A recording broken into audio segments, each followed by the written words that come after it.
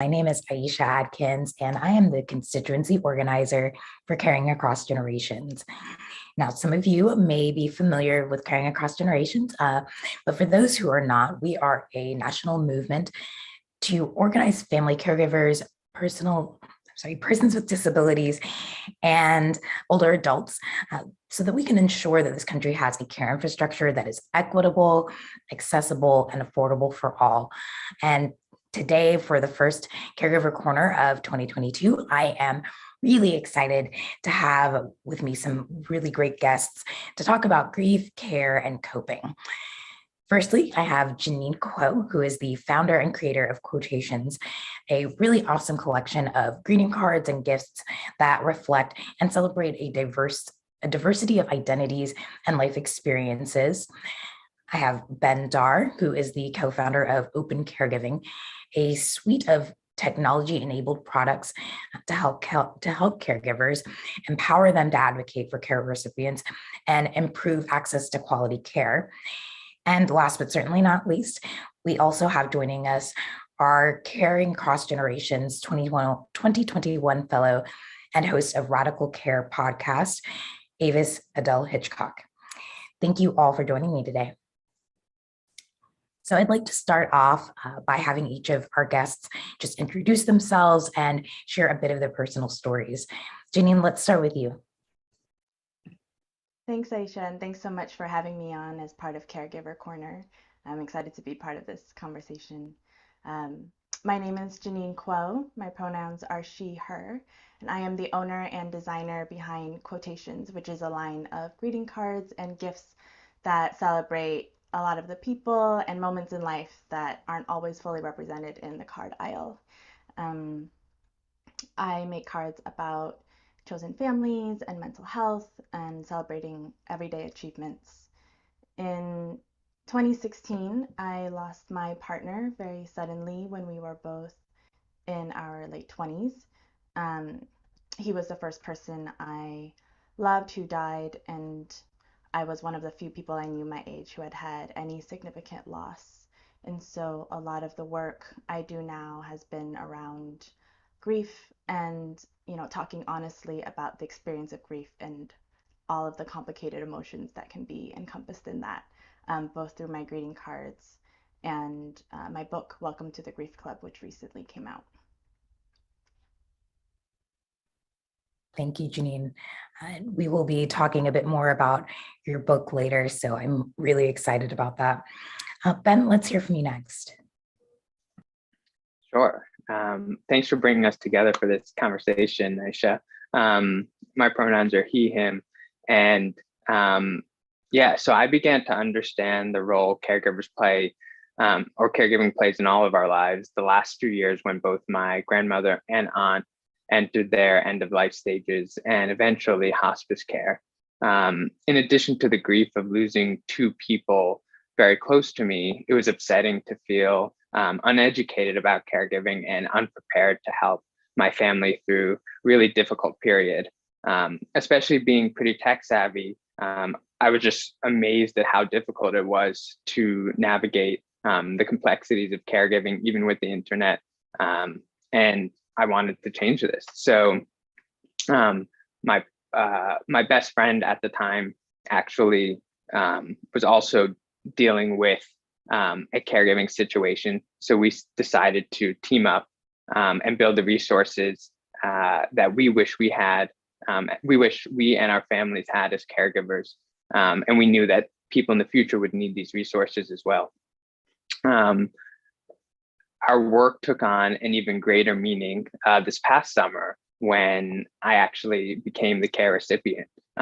This was about a year working into Open Caregiving.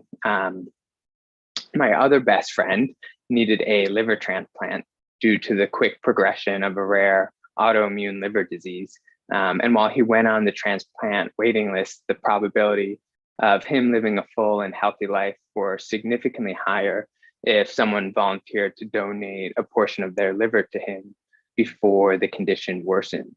So after spending a year working with countless caregivers, I was intimately aware of the physical and emotional suffering that individuals with serious chronic condition and their families experience when the condition quickly progresses. So after a lengthy evaluation process, I decided to donate 40% of my liver to my best friend. And through the recovery, I gained a truly humbling perspective of having to rely on others for activities of daily living, and witness from the care recipient perspective the enormous effort it takes to care for someone. It really took a village, and my family, my partner, friends, and the whole healthcare team really played an important role in getting me back to health. So I'm forever grateful to have had that opportunity to help my friend, and for the deeper sense of empathy I developed along the way.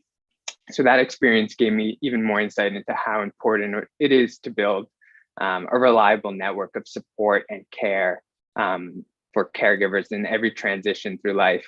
And so I hope with Open Caregiving, we can play a role in being part of that reliable network of support for caregivers as they go through each step of their journey. Wow, what an incredible friend and an incredible friendship. That's really incredible.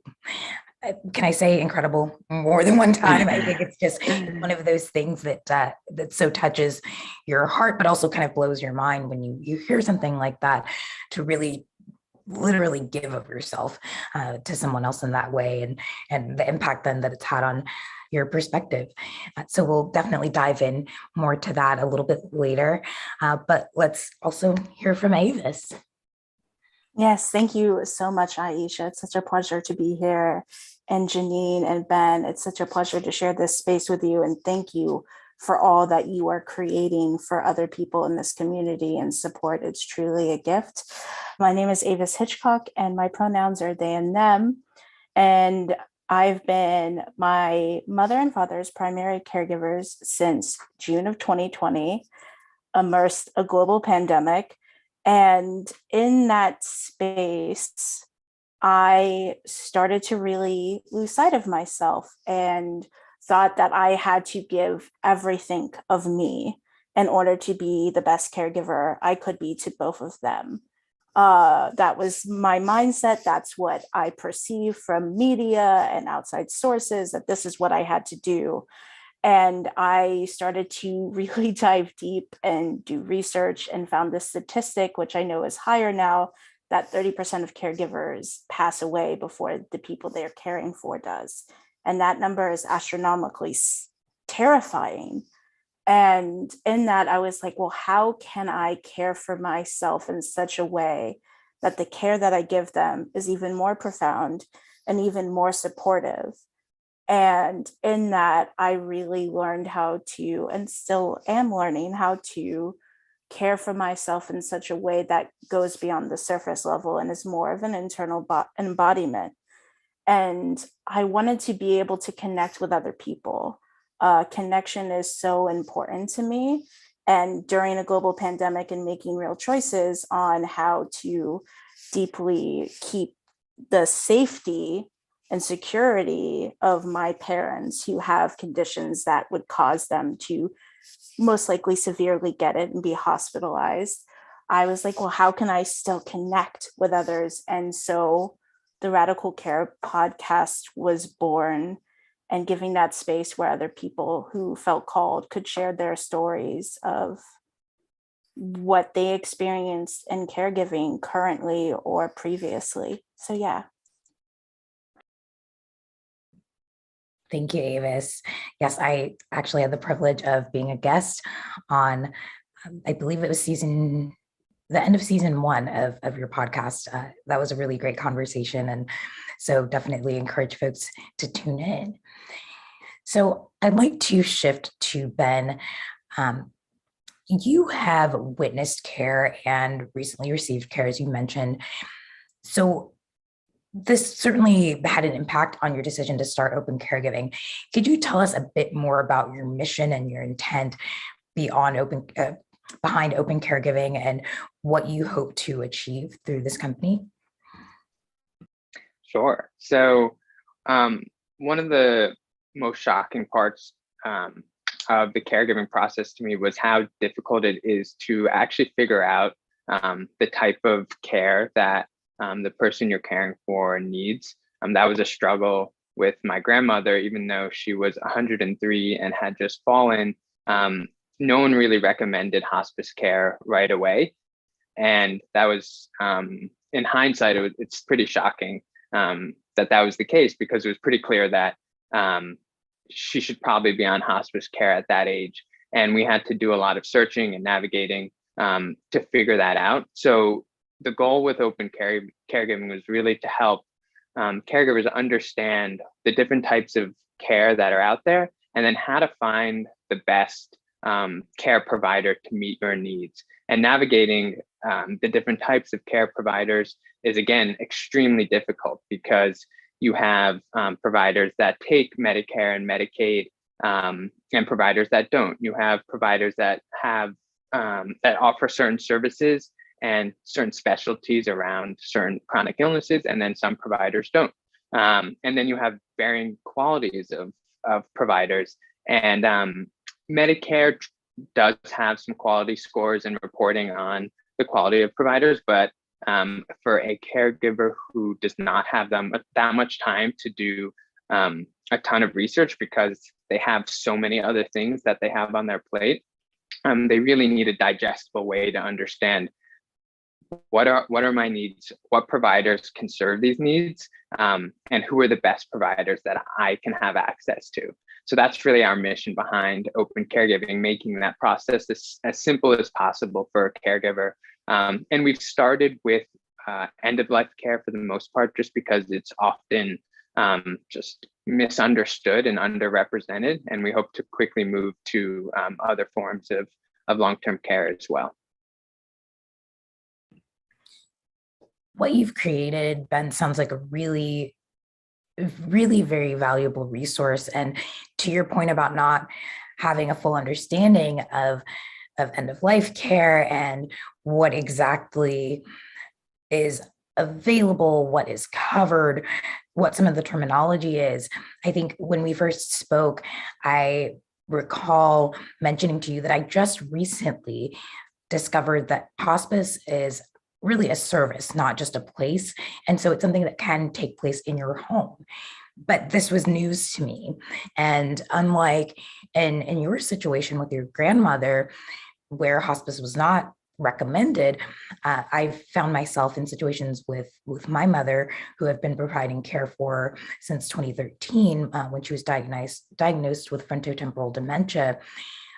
Hospice was recommended at every turn, right? And so even if what we would discover is that she was experiencing a UTI, urinary tract infection, right? Something that's more easily solvable than perhaps some other kind of coexisting conditions that for which they were recommending hospice.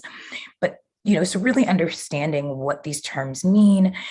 I also think for so many caregivers and folks navigating care for themselves, those are the things that cause some of the greatest anxiety, even beyond the initial ailment, the initial experience.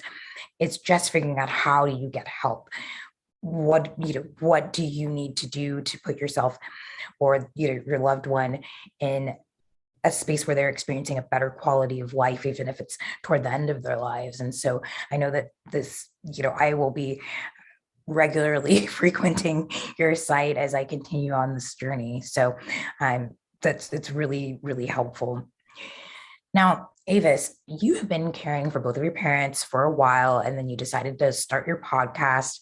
And so you shared that a big part of you wanting to begin this podcast was that search for community. And I think that so many caregivers feel so isolated in their lived experience, right? It's that feeling that no one else within their immediate circle, be it family members, be it friends, be it colleagues, seems to understand exactly what they're going through.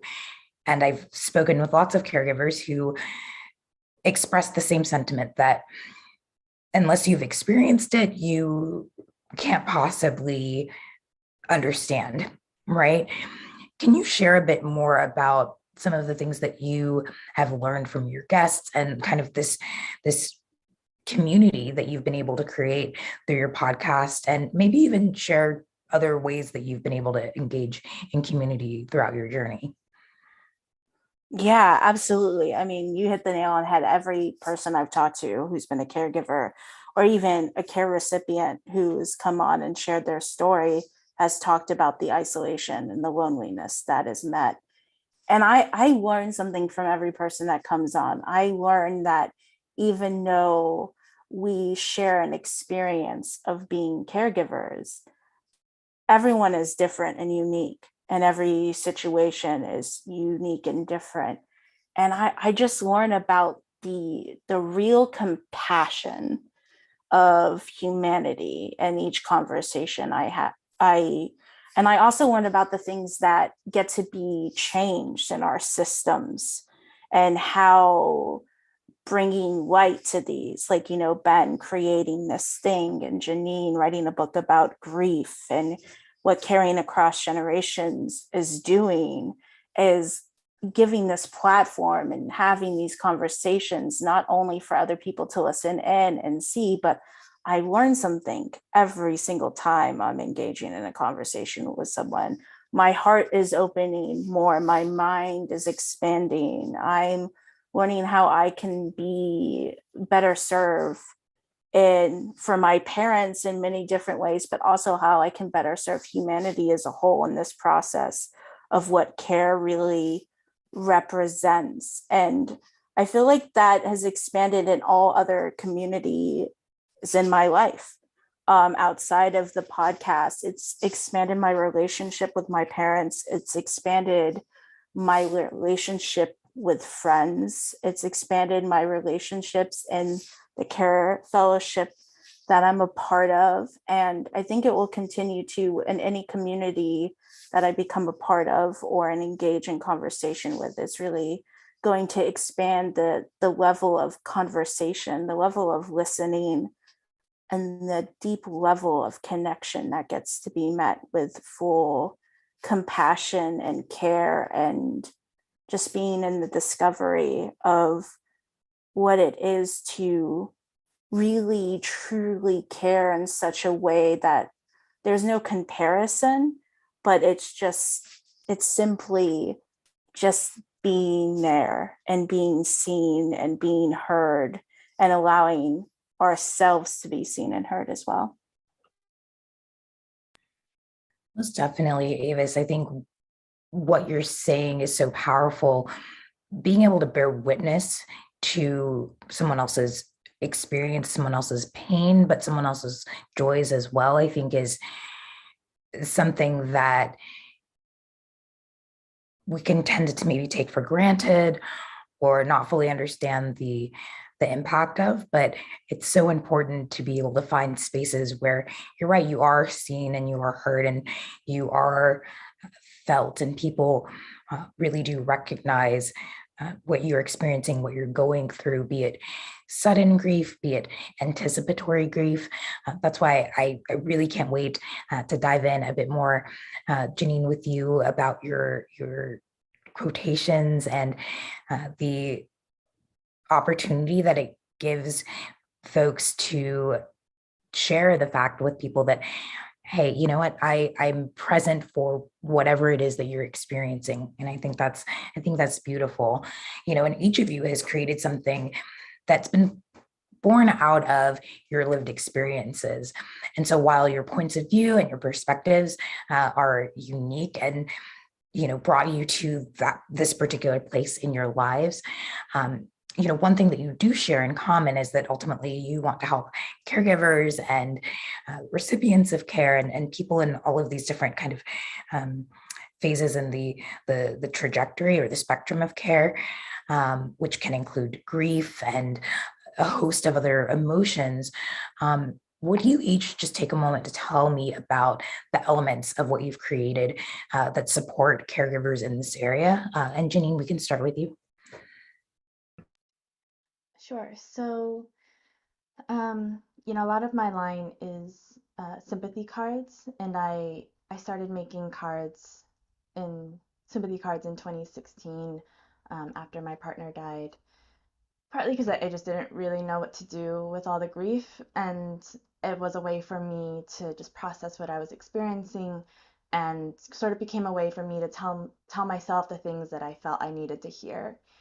So one of the first sympathy cards I made is called Permission to Grieve, and it's essentially a permission slip that says you have permission to grieve in whichever ways and for however long you need to. And that's something that I really needed to hear. Um, and when I started sharing these cards with others, I heard back like, this is exactly what I'm going through, or this is also what I needed to hear. And it really wasn't until that moment that I realized that I wasn't alone in my experience. You know, I think grief and caretaking can be really isolating, like really lonely experiences, and they're really generally private. And so I think we don't realize how common what we're going through is until we start to share with each other. So I think the sympathy cards, I hope, give people sort of the words to reach out if in cases where they might not know what to say. Um, and I also started making care packages during the pandemic that people could send to each other as a way to stay connected while we can't be physically together. So I think, you know, I'm biased because I'm a greeting card maker, but I think that like getting real mail is so special, like on any day, but especially now, um, where again we can't physically be together. I think knowing that someone is thinking about you and has taken the time to write you a note and send you something can make such a huge difference. You know, I have a care package um, for caretakers or for anyone who's tending to someone else, just as a acknowledgement of everyone who is taking care of others in addition to trying to take care of themselves in these really uncertain, turbulent times, and a reminder that, you know, caretakers need care too. 100%. I'm always so touched when, friends, when colleagues send me something in the mail, and it's so precious. And I know that, you know, it was an act that was done out of compassion and just thoughtfulness. And it's always so, no matter what I'm going through, it never ceases to warm my heart. And again, and it creates that opportunity for people to connect and to let folks know, I'm thinking of you. I understand that you were going through something, that you were dealing with something that can be traumatic, can be upsetting, can be sad, and can be difficult, but you're not going through it alone. And I think that just speaks volumes. And we're so grateful for creators like yourself who are really intentional. And the other thing I'll say about your work that I really love, Janine, is that the representation within the people that you feature in some of the work, it's so truly inclusive and intersectional. And I just think that's beautiful. That's something else that I think a lot of kind of your mainstream greeting card designers can miss out on. And so I think that just adds an extra special element, and so many things are customizable, and I think that's great. That's really wonderful. Ben, would you share a bit about the specific things, the additional things that Open Caregiving offers to caregivers? Sure. Yeah. So, in terms of grief and grieving, on our website, we offer a lot of resources, including where to find online and offline support groups, and different types of support groups for specific illnesses and age groups, and just different preferences. And then we also offer guides to end of life, and part of the end of life, or caregiver's guide to end of life. And part of that guide is a whole section around grief and grieving.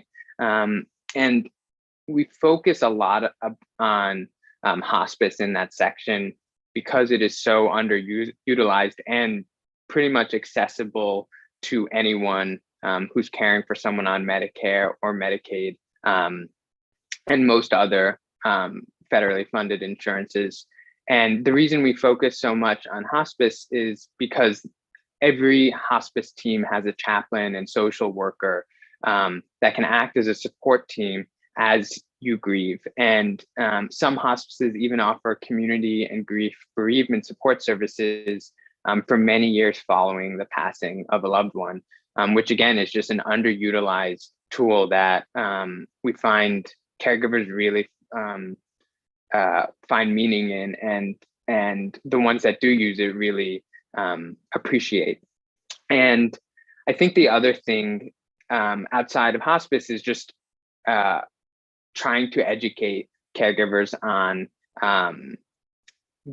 what grief is and like how it's unique to everyone. It's really an individualized emotion and feeling that people move through at different paces and at different times. And like you mentioned, anticipatory grief, a lot of people don't even know that that's what they're feeling, before their loved one passes. And a lot of people don't know that an individual who, is at their end of life can also feel anticipatory grief. So creating awareness about what grief is and what it may feel like for you, and kind of identifying like, oh, I may be grieving, is part of the education process, and helping them understand that grief is truly unique to them, but also a shared universal experience, I think is really meaningful. So that's kind of what we try and do with our education tools. And obviously, if anyone wanted to look more into them, you could go to our Caregiver's Guide to Hospice, and there's a whole section on grief and grieving in there. Yeah, I think one of the greatest lessons I've learned in my caregiving journey is that grief is not linear, and there is no expiration date on grief. And also grief is beyond sadness. Sadness is certainly a part of the grieving experience, but there are also so many other emotions that go into that. And so being able to have someone like a chaplain, like a social worker, walk with you in that and kind of move in that space with you, and be a source of guidance and a source of understanding, someone who is well versed, and even being able to read more on the subject on your website, Ben, is really important, because I think so many people, particularly I think of someone, for instance, in Janine's experience, where perhaps they're encountering grief for the very first time, certainly grief in the sense of, a very close loved one, and especially at a young age, and it can be really difficult to comprehend grief and to understand exactly what it is. So thank you.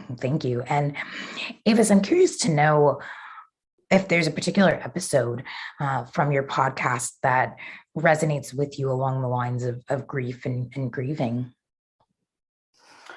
There's a lot coming out this season where people are talking about the grief of losing the people they cared for, but one that comes to mind is actually one that just released on Monday, so 2 days ago, where this woman who, by the name of Shannon Mcfarlane, talks about, she uses her photography to document end of life with animals primarily, but she also goes with families who have a loved one, specifically children who are undergoing treatment, and she gives them cameras to document a day in the life and then make storyboards. And she brings up grief a lot, and she speaks into it in a really beautiful way, and capturing and then documenting it, and how it's a very real part of life and is deeply important to be connected to and to experience, and like also how it's not linear, and how it can have us connect even more to the people in our lives who are also experiencing it during the journey of while the loved one is still alive, and also while the loved ones have passed, whether they be animals or family members. She photographs funerals and It's a really beautiful episode that I think touches up on it in a really unique, interesting way. That is really beautiful. And art, like photography, can be so powerful. It can be a powerful healing tool as well as a way to preserve memories. I think that's absolutely wonderful. So folks should definitely be sure to check out your podcast. And speaking of which, I just want to share briefly with folks where they can find out more. Avis, your podcast is available. The Radical Care podcast is available on Apple, I believe Spotify as well, and pretty much anywhere where you would get your podcasts. We also have, if you go to opencaregiving.com, you'll be able to find the content that Ben was sharing with you, and then you can visit Quotations, and that's spelled actually using Janine's last name, so it's KWOH TATIONS.com to get her cards and her care packages, and also her book, which she's going to take a moment to share a bit more about. Janine, you leveled up and your book came out yesterday, which is super duper exciting. And we also have a bit of a surprise for our viewers, our listeners today. Would you mind sharing with them? Sure. Yeah, so my book is called Welcome to the Grief Club, out sort of wherever books are sold. And it's an illustrated book on grief for anyone who has lost someone, or for anyone who wants to better understand what the experience of grief can be like and how to better support people in their lives who are grieving. Grief is such a common human experience. Most of us have or will go through it at some point in our lives, and yet it's not something that we often talk about, which can make the experience a lot harder and more lonely.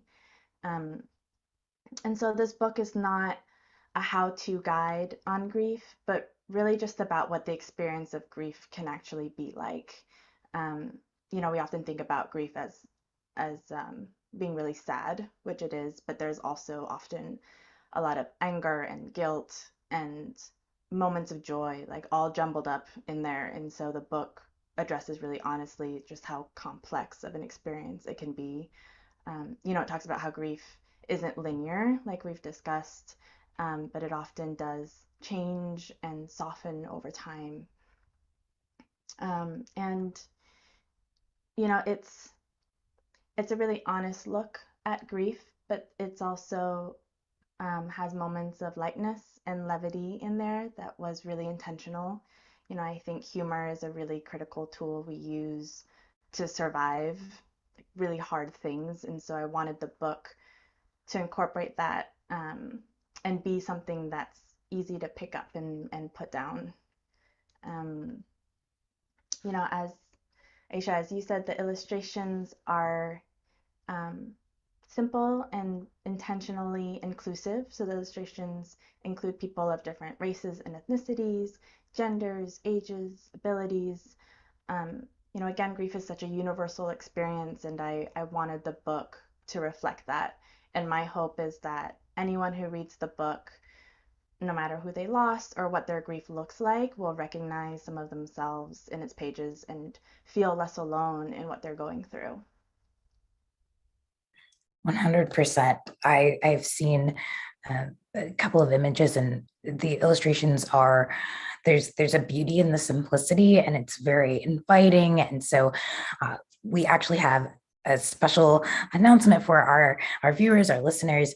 If you take a moment to not subscribe, but to like to like this live stream and to sign up for the Caring Across email list, then you will be entered to win a copy of Janine's book, Welcome to the Grief Club. So I'll give just a few more details about that in just a moment. Super excited. But first, I just want to say thank you as we begin to wrap up to our guests, Avis Hitchcock, Ben Darr, and Janine Kwoh. I just genuinely appreciate you joining me today. This was a lovely conversation, and I appreciate you being so vulnerable and candid. Again, we are giving away 5 copies of Welcome to the Grief Club to people who sign up to the Caring Across email today. So fill out the form at the link that will be dropped below at caringacross.org/giveaway. And we'll also post that link to our website. If you are already subscribed to our email list, no worries. Just fill out the form at the address and leave a comment below to let us know that you're interested.